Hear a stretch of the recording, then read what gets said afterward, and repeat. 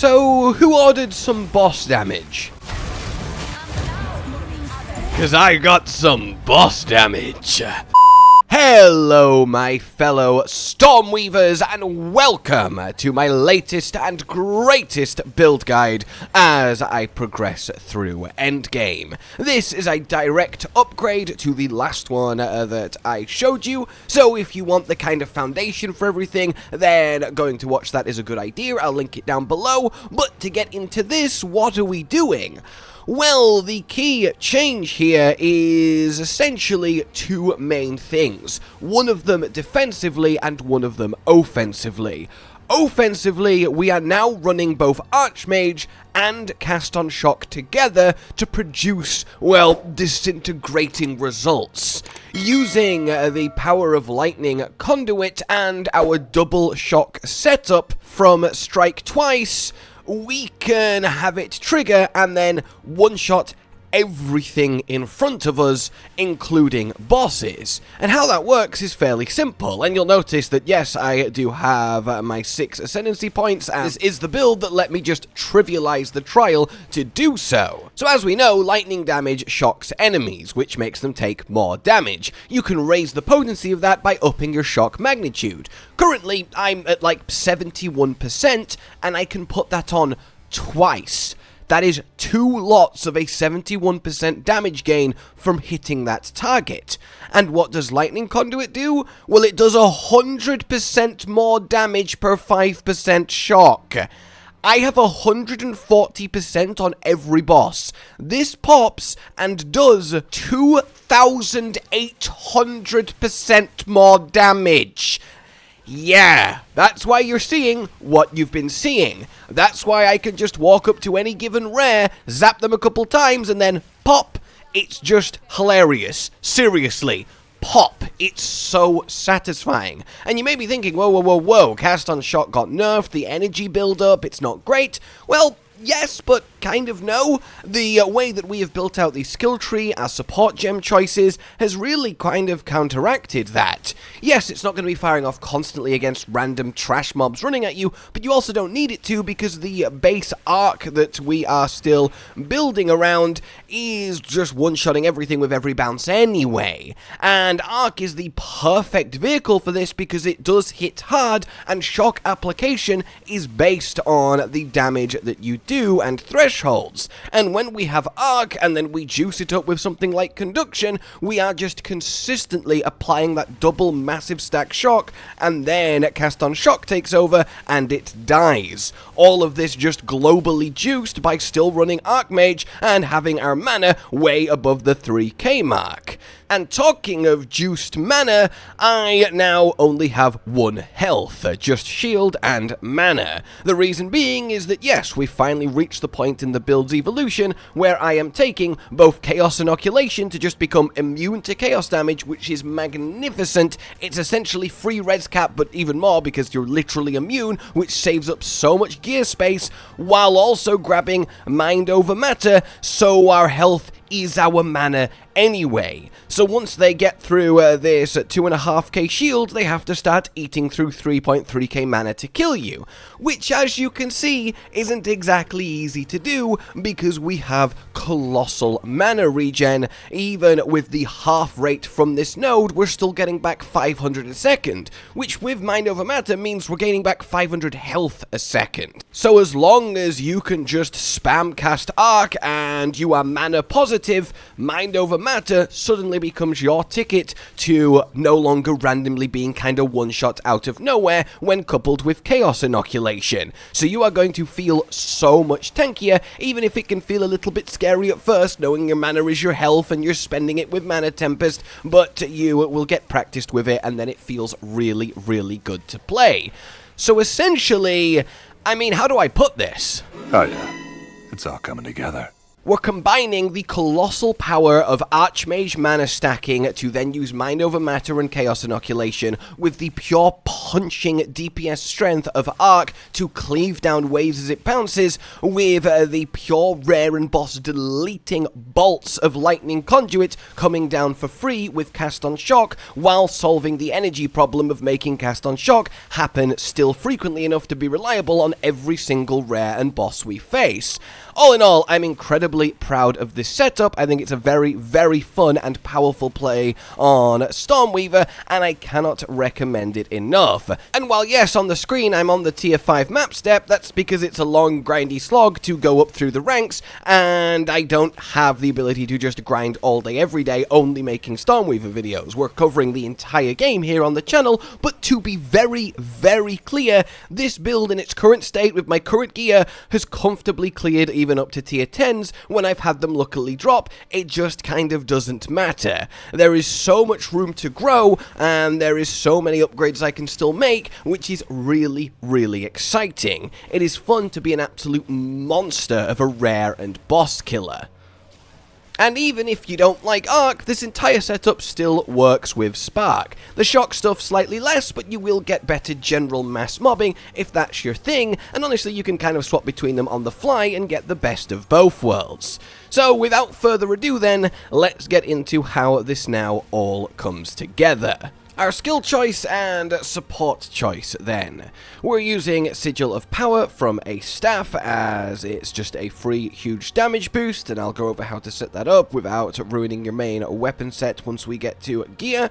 And then we have our main big boy DPS tool in Arc, which we will be spamming everywhere and everyone all day. We want this supported with the following.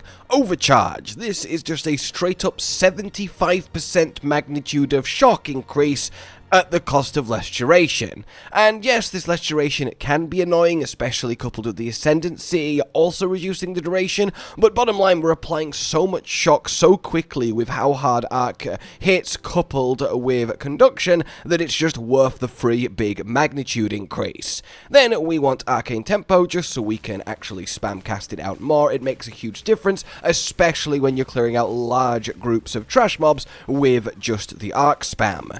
Then we want Inspiration, so it costs 40% less. The main reason for this is because we are using Mind Over Matter, and since our mana is now our health, we don't want to be draining it, well, too quickly. So only having 200 mana cost on Arc means that we can spam it infinitely without actually lowering our mana. If I was to take out this support gem and then start casting it, we would suddenly find ourselves actually going net negative, which would slowly kill us. So this is quite important. If you ever get to the mana regen level that you can spam cast Arc without this in, then you can replace it with a more damaging support. And then lastly, yes, the 100% more chance to shock to really help both counteract the duration loss and to really ramp up the cast on shock energy gain to make it pop all the time, especially on bosses and rare, because they do give you a lot more energy every time you shock them.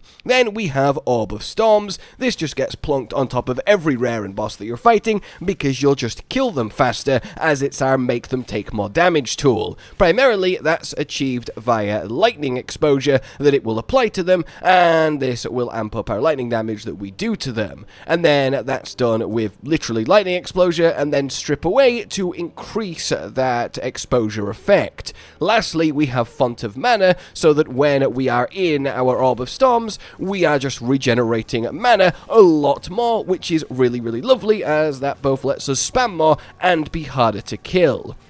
Then we have Conductivity, which is your big curse on the ground that will pop, and then make the enemy have a lot less lightning resistance, which is great. While lowering the resistance, can't take them below 0, you'll start to find a lot of enemies that do have lightning resistance, and this lets them take maximum damage. We want to support this with Heightened Curse, so it's 25% more effective, and then Focused Curse, so the pop happens sooner, as when the pop happens is when it actually affects them, and we want to lower the chance of enemies moving out the circle before they take the debuff. Then we have Mana Tempest, and this is your big nuclear I want to do more damage at the cost of completely draining your mana as you spend more mana, which is obviously a lot riskier now as our mana is our health, so you want to use this sparingly against bosses to set up the one-shot combo, and then as more a toggle on-off against regular enemies. It's still too big of a damage increase to ignore. We want this supported then with premeditation, so it's just 15% stronger,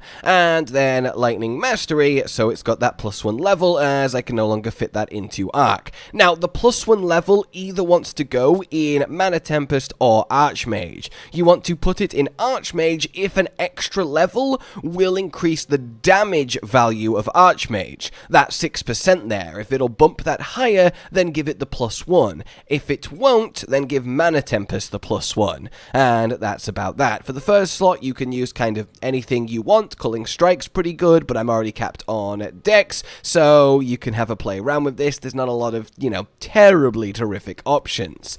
Then Archmage itself, the 100 spirit use from the campaign, and this, again, doesn't have a lot of great things that we can put into it, so it's sort of just empty at the moment. If we had even more spirit, we could give it extra mana regen while it's on, which is all the time, but sadly we don't. But you can put in anything you feel like. Then we have Cast on Shock. Using the remainder of our 60 spirit, we have exactly 161, so it's pretty precise. In here then, we want the Lightning Conduit, as high a level as you can get it, and then we want energy retention, so there's a decent chance that when this pops, instead of going back to 0, we'll go back to 50, making it much easier to happen again. And then we want Impetus, so this goes up to 100, 40% faster. Anything else is just kind of optional. As I said, you can still use this with Spark, and then Lightning Warp's just a little bit of fun if you ever feel like pressing it,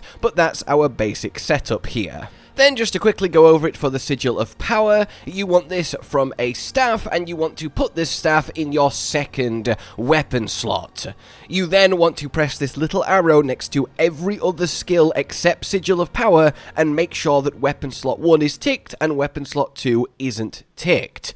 This way that when you cast literally anything else, you swap back to your main damage Wand and Focus, and Wand and Focus is ideal, but when I do Sigil of Power, I'll auto-swap to my staff, and then auto-swap back for the maximum damage. So that's how you make sure that's in place. So when it comes to actually piloting this, it's fairly straightforward. You're just going to be walking along and give everything a little bit of an arc, and it will most likely die. If you see a slightly larger group of enemies, a rare, or anything that looks a little bit threatening, toggle on your Mana Tempest for just a couple of zaps, and then leave it. Don't let your mana drain sort of below half from anything other than damage.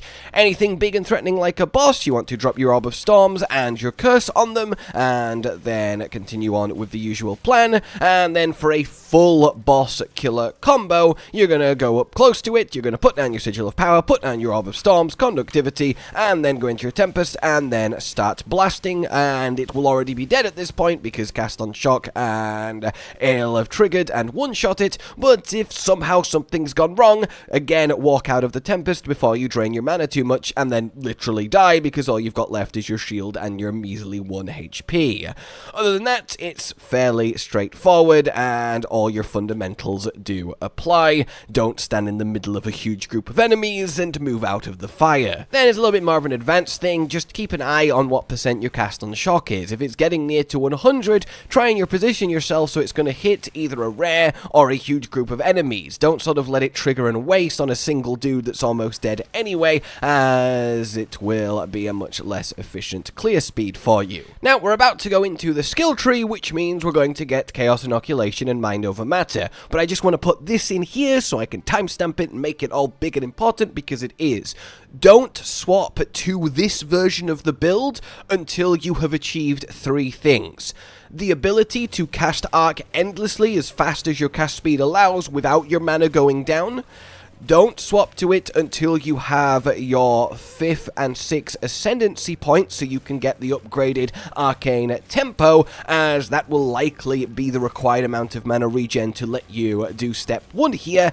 And then also, don't swap to this until you find yourself with a chest piece that has at least plus 60 spirit, so you can toggle on both Archmage and your cast on shock at the same time. However, this part's only required to do the cast on shock part. As long as you meet the first 2 requirements, you can then still swap to mind over matter and chaos inoculation, so that's all good. With that said then, let's get into the passive skill tree. Your ascendancy, this is what we're looking like. You want to grab yourself strike twice so we can have that delicious double shock to power up our lightning conduit, then head over to get your constant gale so we have that permanent arcane surge, and then we want to amp it up massively with force of will. 1% more effect per 15 mana, and I have 3,300. That is obviously a lot of increased percent. When I first put this on, I gained about 300 mana per second, and it's why getting Force of Will is very much kind of required, probably unless you've got ridiculously good gear to then be able to comfortably take Mind Over Matter and get that real tanky bonus. So for your regular skills then, let's go point for point, and we're off. Energy Shield, path to the right, all the way until Pure Energy. Branch left and get some extra mana regen, very helpful, and then we continue up through recharge, get your dampening shield, and then bob down for mana blessing. This is a nice big chunky increase when we're already playing with such big numbers. Then we are up here. This is a dexterity for me because I need it in order to be able to run the 3 dex support gems that I am. If you don't need that, if you have some dex on your gear, then make it in intelligence. Just make sure you actually have the stats to put all your support gems in. So initially we want to head right to this intelligence and then curve round here to get, well, energy shield and mana regeneration, a very effective triple whammy road for us in insightfulness. Then we want to keep heading right all the way through more intelligence to here, as we want to keep increasing that magnitude of shock, and this is just a phenomenal node for this build. It's mana regen and magnitude, both of which are perfect. Now we can return to the central branch, which we are now going up to, as we've done a reshuffle to get some very important stuff over here on the right, and we just go straight up this highway all the way to the top to this gem slot. Then initially you're going to want to head right to this 5 intelligence, go up into here, and get everything except electric amplification. So power conduction, and then pure power. This is a big damage increase, of course, with how much mana we have. Eventually amplification will come back into it when we have even more points, but I've had to be very lean with my choices here to make sure we have everything that's required. Now we're going to go left if you are, you know, following this point for point, but this is a more middle end game build, so I'm assuming if you're swapping to this, you just have all the points and you can just do it, but hey, I'll still go through it in chronological order. Getting all the int along the way to this jewel slot, then down here to this int, bobbing over here to increase the effect of Arcane Surge even more, and then down, get your Mind Over Matter, down again, and then up here to this elemental damage, going left for all natural. The elemental resist is really nice, the damage is good, and then right for even more magnitude of shock, which is all important here.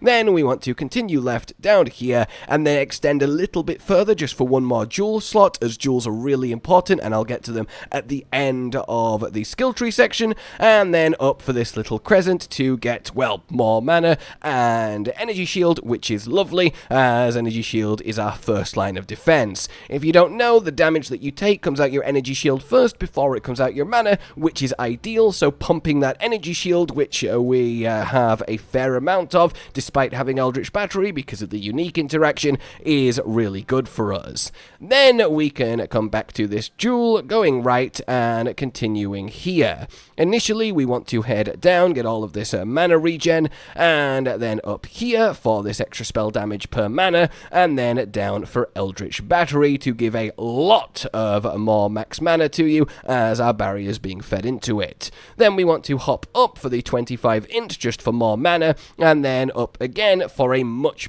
larger energy shield. This node by itself is worth nearly 500 energy shield, or 25% of my stage 1 life, so yeah, quite a big deal. And it came up last time, so I will stress it now. The reason that we still get increased energy shield is that yes, these nodes don't give you more mana with Eldritch Battery, as it doesn't affect it, but it does give you more energy shield, as in more energy shield from Azure Amulet that we're being fed, so they're taken for pure tankiness, they're not being taken for more mana. So if you're feeling like you want to be squishy and do more damage, technically you could take these 2 points out and put them somewhere else.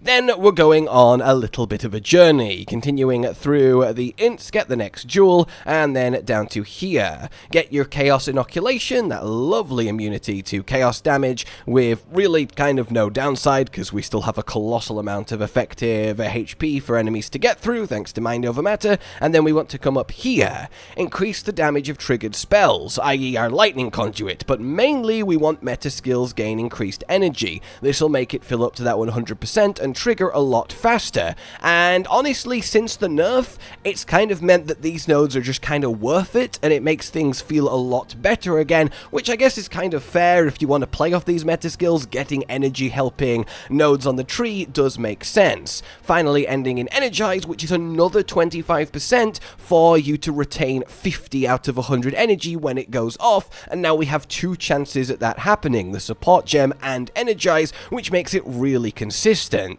Then we want to continue down this road, going and going until we get to this jewel slot, and then turn inward here, and then we're going to get more damage on the triggered spell, but again, mainly more energy so it fills up faster, and then we get a huge damage bump every time we do trigger it, along with even more energy. So that's how the tree is currently looking. If you have more points than me, you want to get electric amplification again, you can come over here and get all of these increased mana regeneration nodes. You can also think about going up and around here in order to get echoing thunder, and then you can also come back here, down to here, and get endless circuit alongside wild storm. Everything else I will leave up to you, as that's already a fair more points and levels. If you are going to anoint your amulet, which I want to do, I just don't have the correct emotions yet, and they are quite expensive, you want to choose between 2 nodes. The first of which is going to be this here, lightning rod, so our lightning damage is lucky. When you cast your arc, for example, it does 110 to 626. That's a big range. So when you have this on, it will roll that range twice and take the higher result, which gives you a nice amount of consistency. That said, I am more drawn towards the one I will more likely be taking, which is over here, Frazzled, for more mana regeneration, which is great, and then even more magnitude of our shock to feed into what we're doing with this whole setup. Now then, jewels. This build really gets a lot of help from jewels, which is why we want as many jewel slots on the tree as possible, because we can get increased magnitude of shock very easily on jewels. It's not really that valued of an affix, so they're quite cheap. Ideally, you want all of your jewels then to have the following: increased chance to shock, increased magnitude of shock, and then mana regen. After that, stuff that just increases your damage is fine, but in every single jewel slot you want magnitude of shock at a minimum. It raises it massively and is one of the ways we can reach these silly heights of nearly twin 80% debuffs. It's why we reach for this extra little slot here, and you can get a lot of benefits from it. So yeah, jewels are really important. Look for that shock magnitude, chance, and mana regen, and get them slotted in. Gear wise then, step 1, get yourself a random staff with Sigil of Power on it, as high level as you can, and call it a day. The affixes on it don't matter. Then we'll get to everything else. Priority number 1 is to get a chest piece with at least 60 spirit on it, so you can activate both Archmage and cast on Shock at the same time. And then on this chest piece, you want to have as much energy shield as you can get. That's step 1. Step 2 is making sure you are resistance capped. 75% fire, lightning, and cold resist is your ideal. I am still a little bit under on lightning and cold because getting this balance across all your gear is really quite irritating, but we are slowly getting there as best we can. This corruption of fire resist on the belt was a really nice one to get, but it has really overcooked my fire, and now I need to do some rebalancing, and it's just really awkward. All I can say is that yes, try your best to get enough cold, lightning, and fire resist across all your pieces of gear, and indeed runes, so that you've got triple 75s, as when you climb the higher maps, you will start just being folded without them. Chaos doesn't matter because we're immune to chaos damage. So do feel free to use the lightning resist, the fire resist, and cold resist runes in all the slots to balance this out, and I really hope they let us replace runes. It would make this a lot easier. In any case, where possible though, we do want the 40% increased energy shield, i.e. the 20% increased energy shield iron rune. You want it at least on your chest because it's too big of an effect to ignore, but anyway, you don't need resist if you're capped without the other 3, then whack this one in. So yes, step 1, 60 spirit chest. Step 2, get your 75% cap resistances as best you can with your gear balance. After that, you want as much barrier as you can get on every single piece, as much energy shield as possible, because every single point of energy shield on your gear equals another point of mana, and the more mana we have, the more damage we have, and the harder we are to kill. It's our most important thing. Followed by ranks of spell skills. You can get up to +4 on your wand, which you ideally want, and you can get up to +2 on your focus, which you ideally want. After that, offensively, things like just % increased spell damage, lightning damage, more damage as lightning damage, and so on and so forth, % elemental damage, that stuff is really nice. Then your most important affix on generally everything else is just raw mana. +2 maximum mana. If you can get at least 100 from each piece, then you really will be sitting pretty. Following that, you have cast speed and mana regeneration. That will always be really good for you wherever you can get it, alongside intelligence for even more mana. And that's kind of your priority where you're looking for everything. Then we have the uniques that we are running. We have the Midnight Braid, which is really nice because half the damage you take, which remember is coming out your mana now with Mind Over Matter, is now being fed back to you over 8 seconds, so it's a kind of slow half damage taken, which is really nice and a very good use for our belt slot. Then a very much, I would say, required unique, and yes, I know it's expensive because of this, but really try and get it, is the Everlasting Gaze Azure Amulet. So how this works is this 24% of maximum mana as energy shield essentially becomes our energy shield, because with Eldritch Battery, without it, we do genuinely have no energy shield, whereas this lets us have our cake and eat it too. Again, the jury is out on if this is a bug or not, but while it works, and we will righteously use it. So having this on top of its really good affixes for us, a lot of regen and a bit of maximum mana, is why we can have both a barrier and Eldritch Battery very safely to pump our mana. So this thing is wonderful. Then for your flask, it's just whatever, best flask, though big warning, don't have a flask like my dumbass over here that takes mana from your life when used because you have 1 health and it will kill you when you press your mana potion. I know, because I accidentally did it. So yeah, that's a warning. Ideally, honestly, I like your golden charm so you can get better gear faster, but you can have whichever one you need. An anti-freeze one is quite good, as freezes tend to be the only thing that can really kill you once you've got a big mana pool and Mind Over Matter going. So that is that for your gear. Which leads me to sort of the end for now. This is a really fun evolution of the direction that I'm taking my Stormweaver in, which is just big bursty single target damage, which I know can feel kind of the antithesis of, you know, a swarm wave clearing ARPG, but I think there's enough rare and boss focus in Path of Exile that makes it really worthwhile. And it's not like it's any slouch when it comes to clearing waves of enemies, because we're doing so much damage that every bounce of the arc does kill something. It's not got as good clear as Shock, but Shock is nowhere near as good at killing bosses and rares as this thing is, so it's all about a balance, and honestly, this is just really, really fun, and I'm really enjoying it. I think mechanically the build is in place now. I can only really improve it with a few more passive nodes as I level up, and just getting better versions of essentially the same gear that I already have, which is really satisfying, but also a little bit bittersweet, so I'm not sure what'll be next. I want to do a lot more grinding, get a lot deeper into the maps, and show you how I do evolve and progress it as I run into more and more harder content, but generally speaking, yeah, this is sort of there. It's a really solid package that can handle many situations very, very well.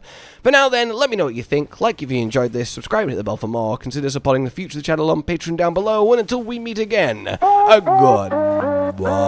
Josh, cock and hollow with the videos, dropping the humor like a hammer on your tippy toes, bringing entertainment on a daily arrangement to take our insanity and turn it into entertainment. Yes, I said entertainment twice, to reiterate that it is nice to look into your faces on a mostly daily basis when you let us in your homes to make the whole world a stage. Goodbye.